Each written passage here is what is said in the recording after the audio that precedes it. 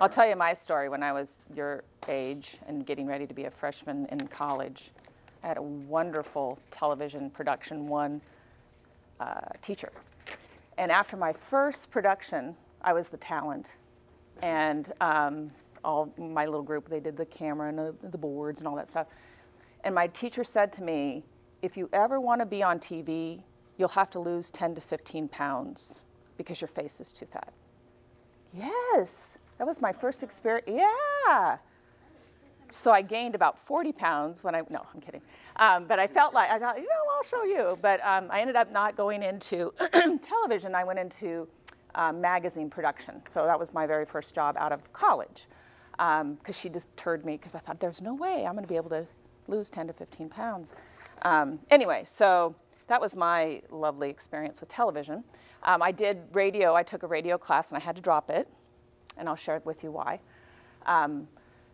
My first time doing radio, I had to do a little show. I was being interviewed, and they turned the thing on, and I remember Mike Mitchell was the guy's name, and he said, we have Heidi, my last name was Much then. We have Heidi Much here, and she's going to talk to you a little bit about communication and blah, blah, blah, blah, blah. Go ahead, Heidi, tell us a little da, da, da, da. And I looked at the microphone, radio silence. And, oh, she's a little shy today, and I just choked, folks. I couldn't do it.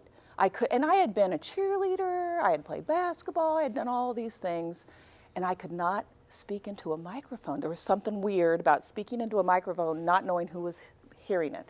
So I had to drop that class. That's how great I was at comp. But what I could do was I could write, and that's the reason why I went into magazine production and newspapers. I wrote for our school newspaper. I wrote for our magazine that we had. It was called the Portland Media Review. I went to school in Portland, Oregon at the University of Portland.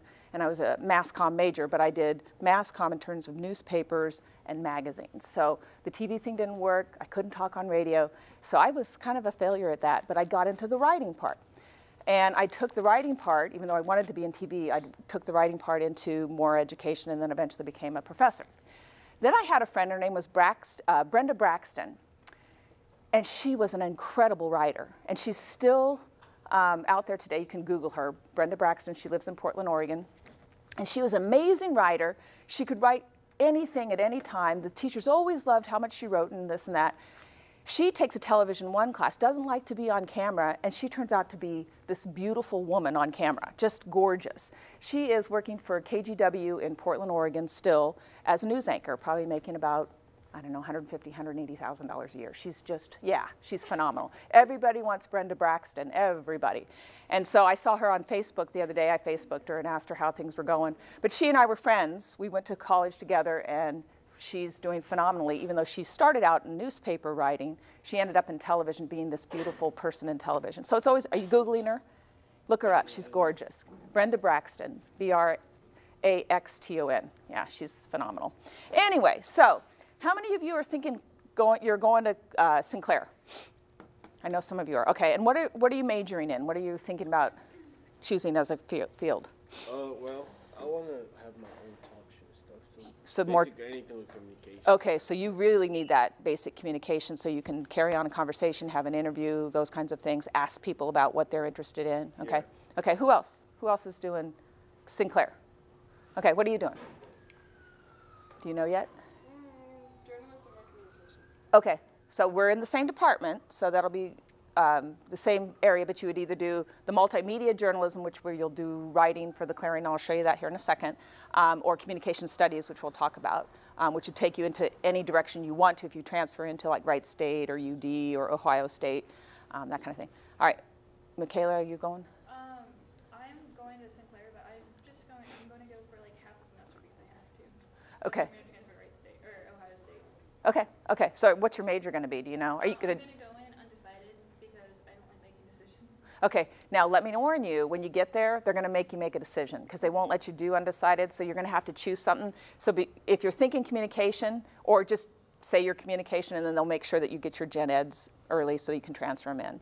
So because they won't let you go into Sinclair anymore as an undecided person. They'll have you choose a track so that you're at least working towards a degree. We don't want you in there just taking classes and then ending up wasting your time and your money and not having anything to show for it. So if I transferred my credits, would I be able to go into their So if you go into Wright State or Ohio State undecided, I don't know what the 4 years are doing. I just know at Sinclair we don't let you come in as an undecided person. We have you choose. Sometimes we'll give you a little career test to see what you like and what would suit you. But we have you select something so that you're not just taking classes just to take classes and then you end up having all these credits and then they don't transfer or what have you. Have you all heard of the Ohio transfer module? Yes, no, yes, no's. Okay. When you go on to Sinclair or wherever you end up going, okay, the first year or so, you'll want to look for, when you're looking at your catalog or when you're talking with an advisor, look for courses that are designated as what they call OTM or Ohio Transfer Module. Those are courses that are guaranteed to transfer anywhere to any state institution in Ohio. So if you take them at Sinclair and it's a designated OTM course, that class, whether it's Communication 2206 or 2211, which is public speaking or interpersonal, that class is guaranteed to transfer to Ohio State, Wright State, OU, Bowling Green, wherever you end up, okay? Cincinnati, wherever you end up, public schools, not necessarily private. So if you take an English 1101 class, that's an OTM class, that's guaranteed to transfer. That way, when you do transfer, those classes will transfer to wherever you're going if you stay within the state. You haven't wasted your money. Your parents will be happy about that. You won't have to retake the course. It's an automatic transfer. There's no questions asked. Okay, so it's OTM, Ohio Transfer Module. Look for those courses. They're very, very important, and they're usually your general education courses. Do you all understand what a general education course is? Yeah. Okay, those are those classes that everyone has to take. And so most of them are part of that Ohio Transfer Module. Okay, who else is going on to college? College. Okay, tell me some more about where you're going, what you're majoring in. What are you thinking? Go ahead. Wright State. Are you going to Wright State? What are you majoring in?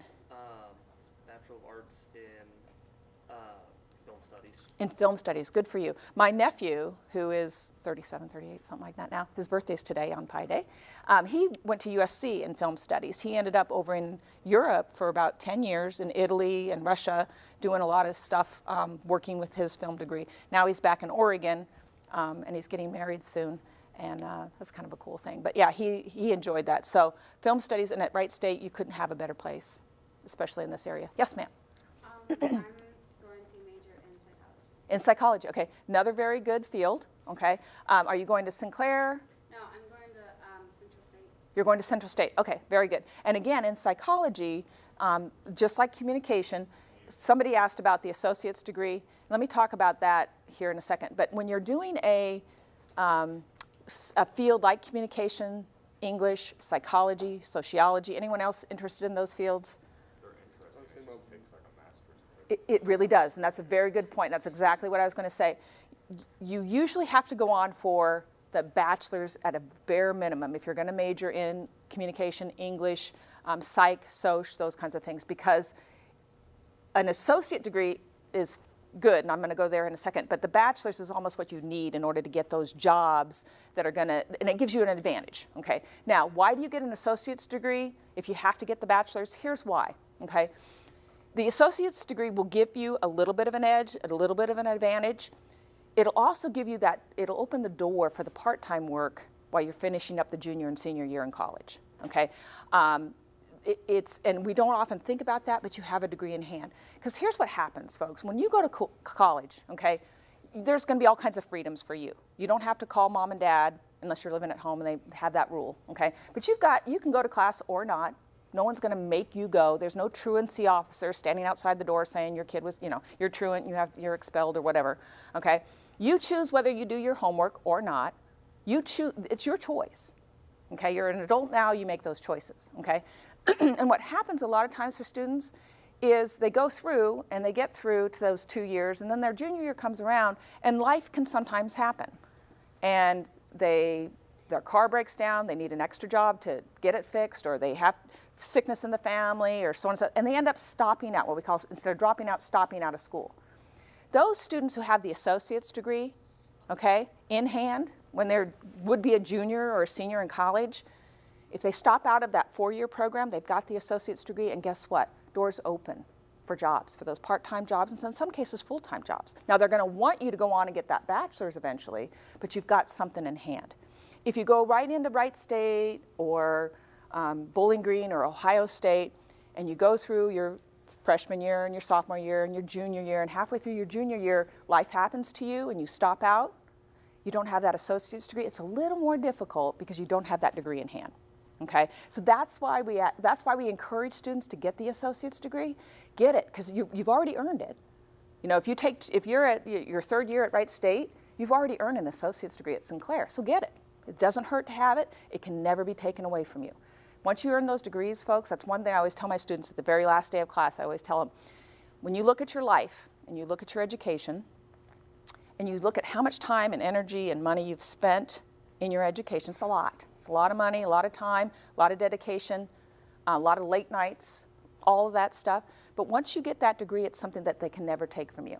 Once you have the degree, whether it's an associate's, a bachelor's, a master's, okay, it's yours to keep forever. Unlike your car, which can be repossessed, your spouse, if you have one, well, there's no guarantee they'll stay with you. Your kids they can take, your job they can take, all of that can be taken away, but a degree can never be taken away. So think about that as you're going through and getting your degrees. That's something that once you've earned it, it'll never be taken away, okay?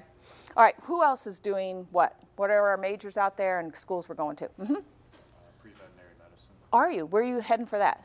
Got to start off at Sinclair. Okay, good. Are you going in the vet tech program? Very good. That's a great program too. Have you seen the dog yet, Sawyer?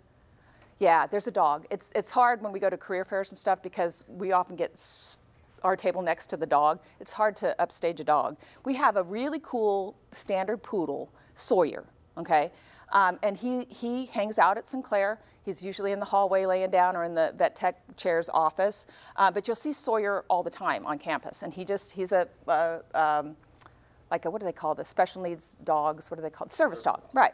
And he's awesome. And then every finals week, we bring in puppies from the Humane Society for students when they're stressed out. Have you heard of that? You come in and you pick up a puppy and take your stress out and pet the dog and that kind of thing. And the puppies love it. A lot of them get adopted, okay? A lot of them get adopted. But that's kind of our vet tech thing. Do you have pets? Yeah. Okay, yeah, that's a great field to go into. Eventually you'll probably want to end up at Ohio State, right? If you go on for yeah. Probably. Yeah, because that's a great veterinarian school. Okay, who else and where else are you going? Mm-hmm. Loyola Chicago to major in mass. Really? Good for you. That's awesome. Do you have connections in Chicago? Nope. None. Okay.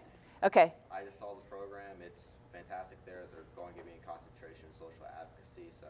Excellent. that's what I did. Very good. Very good. Have you spent time in Chicago? Never before in my life. Really? Supposed to visit there soon, though. Okay, good. It's a great city. It's a really good time. My family and I, we go up and we see the Reds play the Cubbies every summer in August. We always take a long weekend and go up. I love Chicago. It's probably one of my favorite cities. So hopefully you'll have a great time up there. That's a great city and a great place to be for Mass Comm. Excellent, excellent. Okay. Mm-hmm. Bowling Green State for telecommunications. For telecommunications, very good. Also a very good school. A lot of, and Bowling Green is one of those schools that a lot of people don't realize. It's right here in your backyard. It's not that far away from here, and it's a great school. It's a really, really good school. A lot of the professors actually at Wright State have degrees from Bowling Green. So they come down here eventually. All right, who else? Where else? Where are you going? Kent State for digital sciences. For what kind of science? Digital sciences. Digital sciences, Kent State. Okay, very good. And your connection there, why Kent State? Well, the reason why Kent State is because it's the biggest digital sciences Okay. program in the state, and also I went there, and when I visited, it was like my favorite campus. Okay, very cool. A lot. Excellent. And it's just I'm really into technology, and it's always job security with a Yeah. degree like that. Yeah, that's very, very true. Okay, and also with Kent State, because it is public school in Ohio, another thing you guys can be thinking about too as you're going away, because a lot of you are going on to the 4 years, you can always, when you come back, if you come back between your freshman and sophomore year, if you come home for the summer, you can always take classes at Sinclair too. We offer a large variety of online classes, and again, those classes will transfer. So it just gives you, I have a daughter who's a freshman at Miamisburg, and she's interested in marine sciences. And she keeps telling me, Mom, I just want to go to college. I want the full experience, And I said, yeah, but tuition at Sinclair would be free because I teach there. You'd be free. No, I don't care. So I finally convinced her, because she's a little stubborn, I finally convinced her that if you take 1 or 2 classes in your general education, your English, your communication, your math, so on and so forth, then when you go on to the 4-year, you don't have to take 15 credit hours. You can take 12 and still be considered a full-time student, but you cut yourself a little slack. You're not having to be studying all the time. It's a little more relaxed than being a 15-hour full-time student or an 18-hour in some degree programs. So it's another thing to think about. Get your gen eds out of the way. You guys have already taken the Mass Comm class. That's also on the Ohio transfer module. You should be able to transfer that course into many of your programs. It just gives you a little bit of a break from having to really be bogged down with all of those credit hours when you're a junior and a senior in college. So think about that. Just take some college credits. It just gives you some breathing room. All right, who else? Where else? Where else are we going? Have we not mentioned any other place? Who else is going to Sinclair? Okay, what are you doing at Sinclair? What are you thinking? I mean, I'm going to Sinclair for just a year. Uh-huh. I'm going to end up going to Bowling Green. Okay, and majoring in film. Very good, good, good. You guys might see each other up there then too, right? It's always good to have a friend. Okay, who else? Anyone else not going on? You're going to go? Sinclair. Okay, good. Have you decided on a major yet? In social work? Okay. Education. Okay, 2 very good programs. Both of them transfer into Wright State.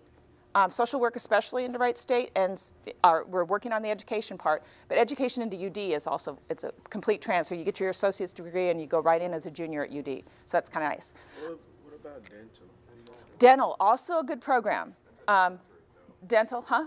It's health science. You can get a dental hygiene associate's degree. It takes a little bit longer because it's a 72-hour program, credit program. But we have one of the best, I think it's like the second best in the country of our dental hygiene program. It's associate's degree. Usually our graduates get part-time work first and then into full-time work. When you go in and get your teeth cleaned, ask your hygienist where they got their degree. 90% of them from Sinclair. Okay, that it's a very good program, and we hire in this area frequently. But that's a job if you're into teeth. Okay, if that's something you can handle, I wouldn't want to do that. But if you could, it's a great job to have. You're always going to have, people always have teeth, so you're always going to have a job, right? So that's kind of a nice thing, right? Mm-hmm. I'm also going to Bowling Green. Are you going to Bowling Green? Okay. Visual communication. And visual communication. Okay, you know we have a VisCom program at Sinclair, so even if you want to test over the summer before or when you graduate from here and test a class there, gives you a good idea about what you're getting into. So. Always a good thing. All right, who else? Who else is heading, not heading, going? Did I get everybody? Where are you going, young lady? Sinclair. Are you going to Sinclair? What are you going to major in? Communications with film. Okay, good, good. And again, communication, journalism are in the same thing, same program. We don't have a lot with film, but we do have a good theater program, which is, they do a lot of productions and stuff, and it's a nice small cohort of students, so you get to know each other. We're all in the same building, and so we have a lot of theater majors hanging out, and they get kind of loud. Sometimes we have to close our doors because they're out there practicing their scripts and whatnot. All right, so let me hand this out to you guys. This is a little handout on what can you do with a communication degree, because a lot of people ask, what do you do with a comm degree? Don't you need a bachelor's? Yeah, you do. We strongly encourage you get a bachelor's, get the associates, and then transfer into Wright State, UD, Ohio State, Bowling Green, Kent State, wherever. But go ahead and hand these around. Okay, that arm does work. Okay, didn't know. Didn't want to ask. But if you look on this gives you, it's kind of blurry, at least it is for me, but it gives you an awful lot of information on what you can do with a communication degree. And you guys can keep these and kind of look at them. A lot of people ask, once I get the comm degree, what can I do? Where can I go in? A lot of times students will get the degree and they don't always go in exactly to what they want to do. They go into like a side or a related area. And these are just ideas just to kind of expand your thinking about what kind of work you might want to go into someday. All right, let's take a look at that. Do you need more? Sorry. Yeah. Are you the class helper? Yeah. Kind of? Yeah. What's wrong? What is it? What is? Are you worried about the graphics? You worried about the glasses?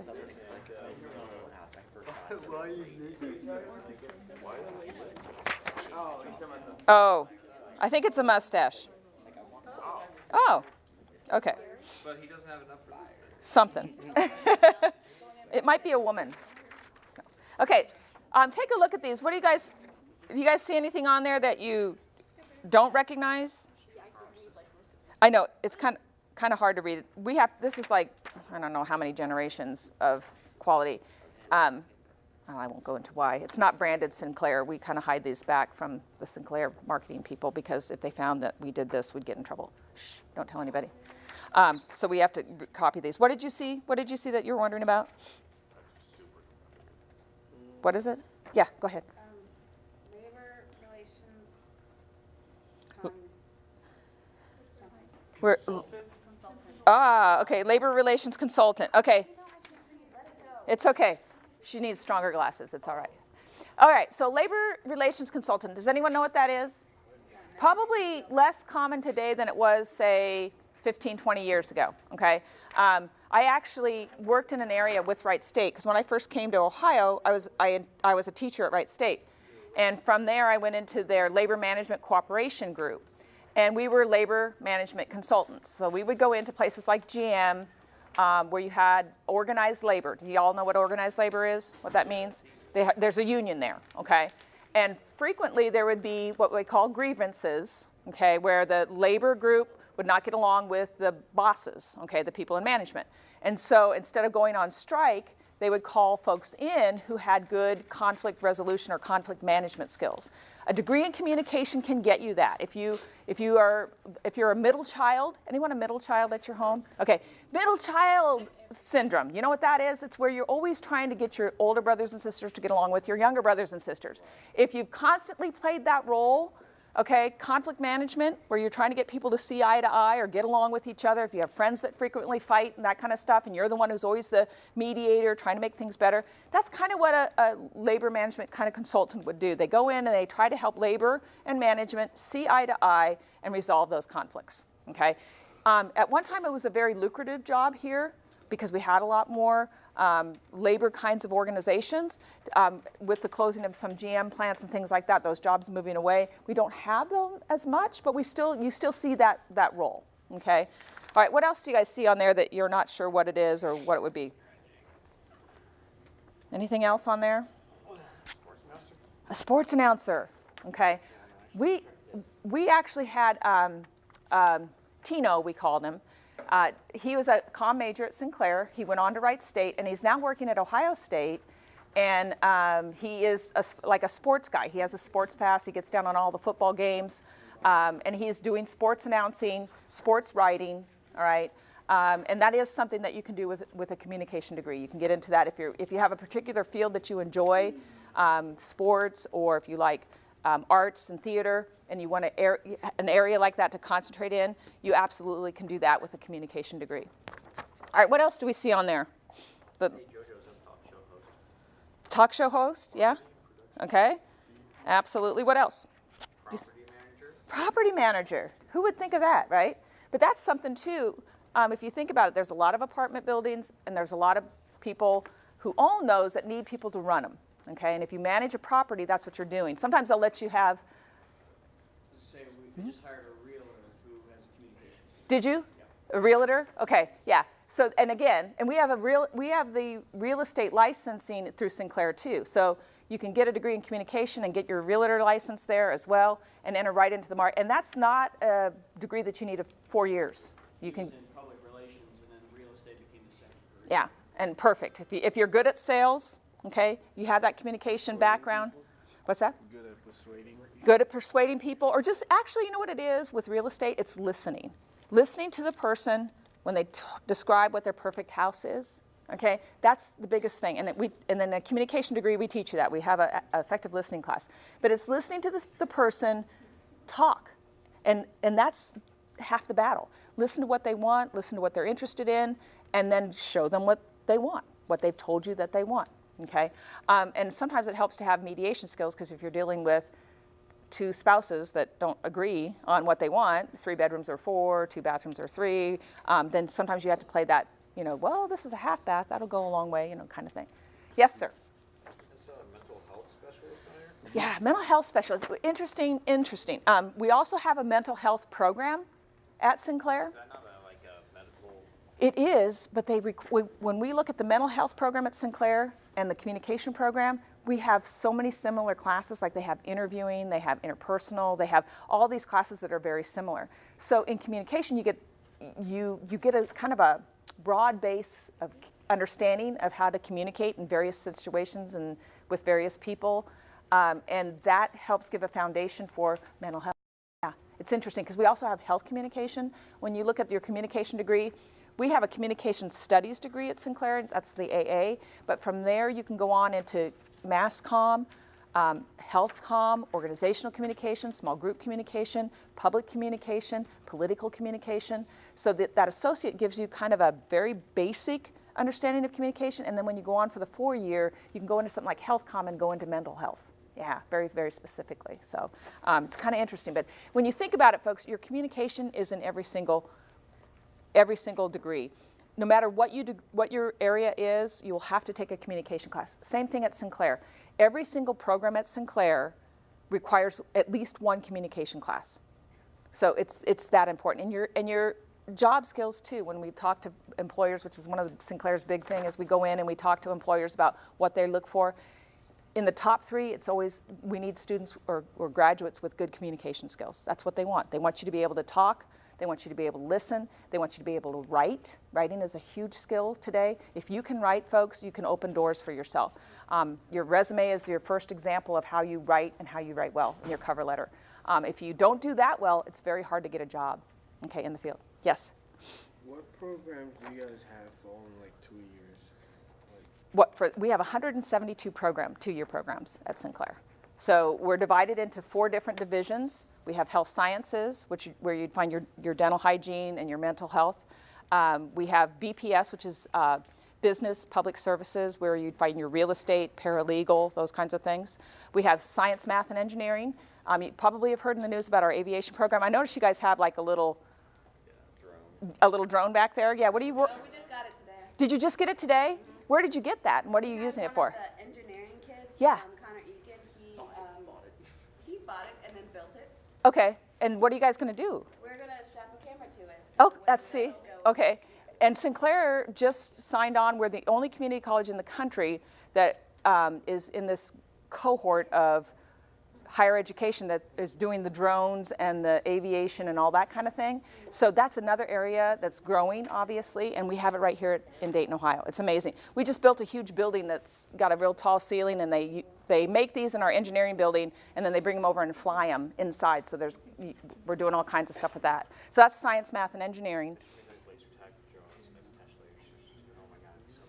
There's all kinds of stuff you can do, and if you've got creative ideas and things like that, they're looking for you to come and join that group, okay, because they're looking for more students. And then we have liberal arts, communication, and social sciences, which is where you have your theater, communication, English, psychology, sociology, that kind of group, okay? All right, another thing that we do at Sinclair, folks, is we don't have the facilities like you guys do with the cameras and the radio station. Wright State doesn't either anymore. When I taught at Wright State, we had Cable 4A way back when, and we had a television program. And a radio station out at Wright State got into trouble with the FCC. Did y'all hear about that? What happened? They got into trouble.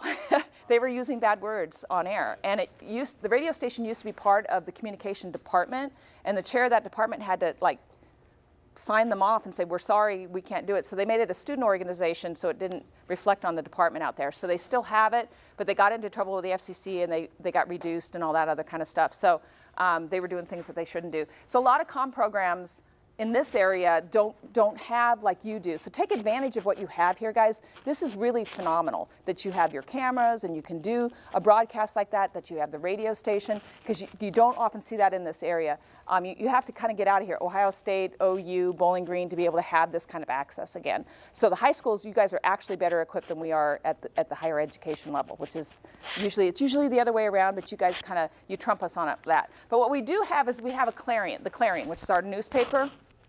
This is a completely run student newspaper, which means there's no adult telling you what to write, how to write, where to write, what to interview, so on and so forth, what pictures to take. There's an advisor, and our advisor is Avante Saunders, and she's got a master's in journalism. She spent some time in London and studied over there, and then she worked at Ohio State on their newspaper up there, the Lantern.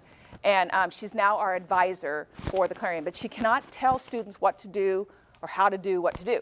So this is a completely run and put together student newspaper. They do everything from the marketing, the ad sales, to the writing, and the printing, and so on and so forth. So I'm going to let you guys hand out some of these. Will you hand out some of these for me? There's different ones, so there's different editions with different things on it. So go ahead and hand out one. This is another thing, and I tell students in communication, even if you do communication studies, or wherever you guys end up, even if you're in political science or vet tech or whatever, you can always write for the student newspaper. Okay, who can tell me why that's a good thing to do, writing for a student newspaper? Because then you can get a job with writing or something. They're like, "Whoa, you already did it. Cool beans." Exactly, and it gives you something to put in your portfolio to show how well you write. Is that what you were going to say? Experience when you're like resume. Yes, it gives you experience on your resume, and you literally have clippings, folks, that you can put in and show this is how I can write. All right, the other thing is these are paid positions. If you get on to the Clarion staff, and especially in ad sales, some of those ad sales, those students make an awful lot of money. I mean, more than tuition, and they've got money to pay for a car payment or two. So it's a really good opportunity to make some money, to show that you can do the work like an employer is going to want you to do, to show your writing skills, and just make that extra money. But this is completely run by students. You'll find mistakes in there. It's a student-run situation. I get phone calls all the time from different people saying, "Did you see the article on such and such? And there's a mistake on page blah, blah, blah, blah, blah." And I always remind them, it's student-run. This is what our students do. They're learning here. It's not the Dayton Daily News, okay, or the Columbus Dispatch. It is the Clarion run by Sinclair students. So it's okay. This is the learning ground. This is where you make the mistakes and it's not going to cost you a job, right? Oh, you're good. Thank you. People actually pay to get ads in here? Yes. People, and the people that sell, the students that sell the ads get commission on their sales. So I'm signing paychecks all the time for students. You'd be surprised how much the students can make selling ads. And the different departments and whatnot, you'll see the bookstore will put an ad in, various things will. Dear Gabby, yeah. Gabby's one of our comm students, okay? And she writes the Dear Gabby column. Yep. I'm a racist person. Sometimes I feel like certain. Why are you reading it out loud? Why are you reading it out loud? She's showing her skills at reading. Okay, but the photography, the graphics, all of that are done by the students, folks. You So guys have a good cheerleading? we don't have cheerleading. Yeah, You should make it we have a great basketball team though. Yeah, I want to do that. The basketball team is doing well. We have just 5 sports. We have men and women's basketball, women's volleyball, and baseball and softball. So we only have 5 sports that we do there. I'm not reading the horoscopes. You're not reading the horoscopes? Okay. Wait, where are the horoscopes? You could write the horoscopes. I like this one. horoscope for Cancer. You will become All right.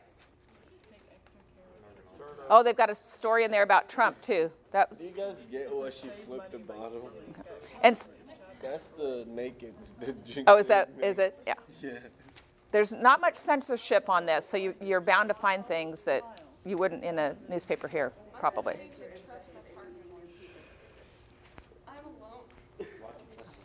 It's a dog and pony show. Any other questions, folks, about higher ed?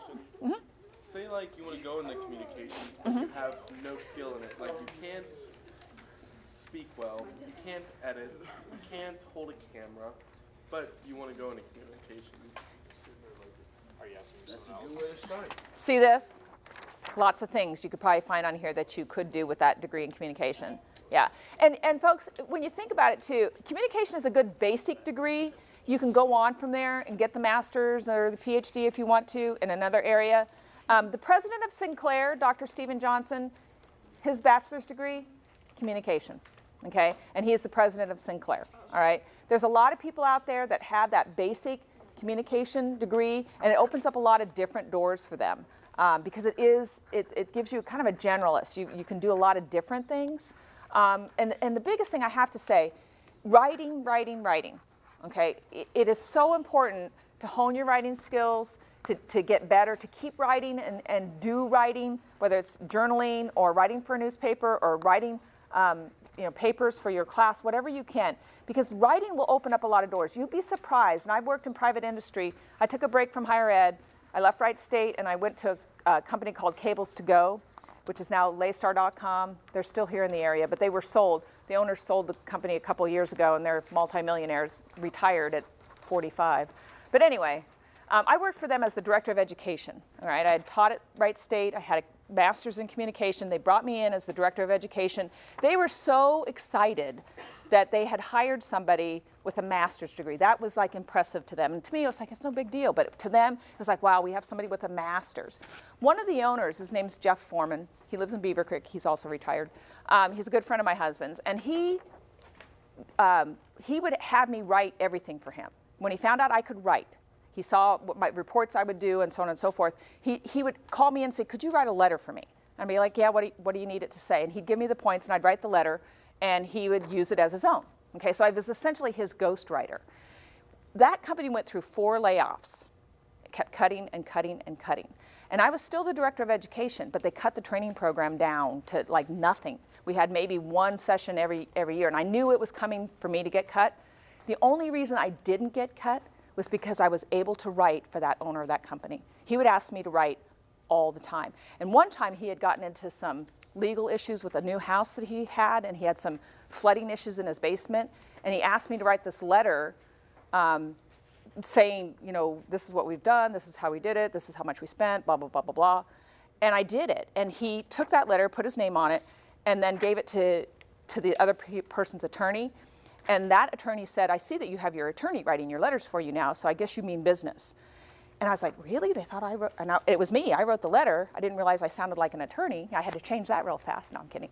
But that was my writing skills. I could write, okay? That got me through 4 layoffs. I wasn't laid off because I could write, all right? So really, really important to hone those skills. The other thing I'm going to tell you, which is going to sound crazy for you guys so much, math. Yeah, I know. Math is the #1 reason why college kids fail. Amen. And you've got to get through it. And I know you guys are seniors. How many are done with math? I don't have any more math to take. Are you? Did you pass the AccuPlacer? Okay, good. Because math is the #1 class that students fail and then they drop out of school. So get it out of the way as soon as you can. When you get out of here, math should be in your first year. Get your college math out of the way. Okay? Okay, and it's okay, but get it out of the way, because when you get into your junior, senior year, you're going to forget that math stuff that you learned here, okay? So make sure you get your math out of the way. The sooner the better. Get started on that, the sooner the better, okay? Please heed that warning. Believe me, I've been telling my kids, they have to take math. They've taken it all through high school, and that's the first thing they're going to take when they get to college is math, and get it out of the way, because that's the #1 class that can be a problem, okay? All right, any other questions about degrees, higher ed? You can always go back to school, but it's easier to keep on going while you're in that mode of studying and all that kind of stuff. It's much easier to do it younger than it is older. I'm working on my PhD at UD right now, and I finished my coursework, and I'm trying to get started on that dissertation, which is a massive writing project. And the days keep passing away, and I keep trying to figure out how I'm going to motivate myself. So, but you can always go back to school, but again, it's much easier to get it done younger. Get your education out of the way. Like I told you earlier, they can't take it away from you once you get those degrees, folks. It's yours to keep, and it'll open up so many doors. So many doors. Mm-hmm. I was going to ask, when you were talking about stopping out, would you recommend, if you're going through a program that's longer than 2 or 4 years, getting one of the degrees, stopping at your associates until you're financially stable enough to keep going on? Either that, or we have so many opportunities in education now where you don't have to go traditionally from 8 to 3 every day kind of thing, like you are in high school. You guys can go online and get your degrees in terms of classes. You can take classes at night. What I did when I was getting my bachelor's degree, my junior year, I was the editor of our yearbook, which paid for my tuition at the college, but I took night classes and worked at a publishing company during the day. And that's what paid for my education. And I did that my senior year as well. So there's no reason why, especially this day and age, where you can there's plenty of night classes, there's plenty of online classes, where you can balance that part-time job with the education. Okay, I would suggest, I stayed out 1 year between my bachelor's degree and my master's degree, and then I stayed out 20 years between my master's degree and my PhD. And that was because life happened. I got married, I had kids, and didn't have time. I started showing horses, and I didn't have time to go back to school, and I didn't have a way to pay for it. Fortunately, Sinclair has a great program. When you work there or teach there, they pay for 75% of your PhD, which was nice for me, and so I went back. So and it's helping me with my career as I go forward as well. So I would recommend stay in. And we don't like to call it dropping out, but if you have to stop out, my suggestion to you is at least try to stay in at least one class, take it online, but keep yourself going in that, so you're in that education mode, so that you're still using your brain and writing and using those skills that you've spent most of your life, all your life doing now, so that you don't get stale, so that if you spend 1 year out and you get used to that paycheck, it's nice for a couple of years, but then eventually that paycheck is less and less because those who are more educated get the better paying jobs. So you don't want to get in that cycle either. Mm-hmm. What type of person should not go into communications? What type of person should not go into communication? Are you trying not to go into communication? Because you keep telling me that. He's nervous about it. Are you nervous about it? I mean, I've kind of not thought about it.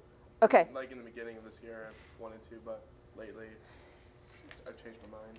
Well, here's the thing. For people who are hesitant to communicate, okay, if you go into communication, you learn ways to communicate better, and then where your skills shine, you understand the person who's hesitant to communicate because you yourself have been that hesitant to communicate person.